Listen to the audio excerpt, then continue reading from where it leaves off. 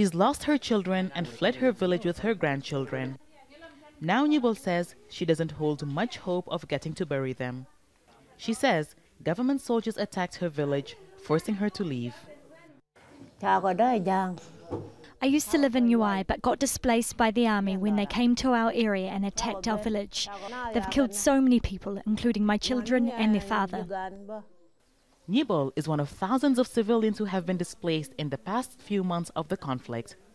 South Sudan has been at war for much of its time since it gained independence in 2011. Fighting between government and opposition rebels in the past few months has forced many South Sudanese from their homes. Several have ended up here in Akobo, one of the last few areas controlled by opposition rebels led by the former Vice President Riek Machar.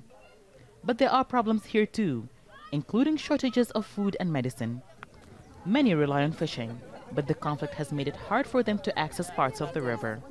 If there are areas where there are government soldiers and I get close to them, I stay hidden and row away so they don't see me. If they see me, then it's a problem for me. A problem made worse by the large number of people who have fled to this region. At least 25,000 people have lost their homes since April because of fighting between government and opposition forces. Some of those displaced have crossed the border into Ethiopia, adding to the refugee crisis described as the fastest growing in the world. A quarter of the country's 12 million population is now displaced, and the UN says 7.6 million are in need of aid. But delivering that aid has challenges. We do have in South Sudan what we call localized famine. So actually the famine is not widespread, but actually it has affected actually particularly areas of the country. So of course Akobo being one of them.